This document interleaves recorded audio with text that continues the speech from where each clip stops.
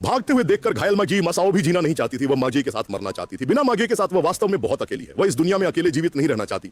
मत आओ पत्नी हमारे बच्चे को बड़ा करना। जब वह बड़ा हो जाए तो उसे बताना कि माँ तुझी ही उसका पिता है। फिर उसने पास खड़े अजनबी से कहा कि उसकी पत्नी का ध्यान रखना, अब वह तुम्हें सौंपी जाती है। जल्दी जाओ जल्दी। लेकिन जैसे ही वे जाने वाले थे, माँ फिर से अपनी पत्नी का नाम पुकारा। हमारा बच्चा मादोंग में ही है, याद रखा ना।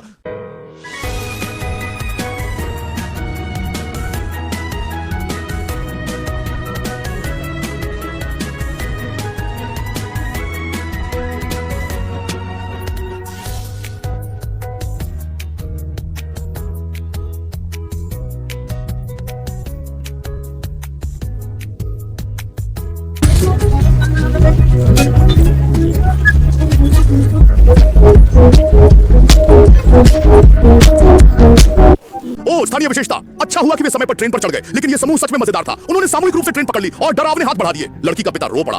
रोते रोते उन्हें बाहर निकालकर इस बार वे आखिरकार सुरक्षित हो गए। अंततः वे नववर्ष मनाने के लिए घर जा सकते थे। लेकिन जब लड़की के पिताजी ड्राइविंग केबिन की तरफ बढ़ रहे थे, उसी वक्त वह दुष्ट बड़ा विषैला शख्स गंभीर रूप से बीमार हो गया। दिल का दौरा बहुत गंभीर था। धीरे धीरे उसने कार का दरवाजा खोला, जोर से चिल्लाया और आगे बढ़ गया। महिला और बेटी की मदद करने के लिए आदमी ने अपना बड़ा हाथ छोटे के मुंह में डाल दिया। फिर लोहे की चेन से अपनी जान को बांध लिया और कार के नीचे की तरफ जाने के लिए छोटे को नर्क में भेज दिया।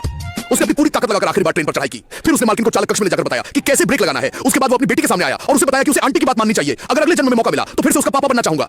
पापा मत जाओ, पापा कृपया मत जाओ। पापा ने अपनी बेटी को देखा और वह अब अपनी निराशा की आंसू नहीं रोक सके। लेकिन कोई विकल्प नहीं था ताकि उसकी बेटी जीवित रह सके। उसने फिर भी उसके छोटे हाथों को हटा दिया और निर्दयता से उसे स्टीयरिंग कक्ष में बंद कर दिया। पापा मत जाओ, पापा मत जाओ। पापा अपनी बेटी को खुद का बदला हुआ रूप न दिखाने के लिए वह मजबूरी में ट्रेन के पिछले हिस्से में जाकर जोर जोर से रोने लगा। भले ही उसमें मरने की हिम्मत न हो, भले ही उसकी बहुत सी इच्छाएं अब तक पूरी नहीं हुई, लेकिन अपनी बेटी को जीवित रखने के लिए उसे मरना होगा। उसे जरूर। उसी समय जब वो बदल रहा था, उसके दिमाग में बेटी के जन्म के समय की प्यारी छवि उभर आई। उसे बेटी की पहली बार पोटी करने का रंग याद आया, जो ऐसा लग रहा था जैसे स्थानीय बड़ी मिर्च का रंग हो। ऐसे ही खूबसूरत यादों में वह खुशी से कूद गया। शायद ये वही है जो अफवाहों में पिता का प्यार कहा जाता है। वह जैसे एक ऊंचा और शानदार पर्वत है, वह जैसे एक गहरा और विस्तारित महासागर है। पिता का प्यार हमारे जीवन की यात्रा में एक दीपक की तरह है, जो हमारे रास्ता भटकने पर हमारे सफर को रोशन करता है। भाइयों, बस इसी कड़ी के साथ फादर्स डे आ जाता है।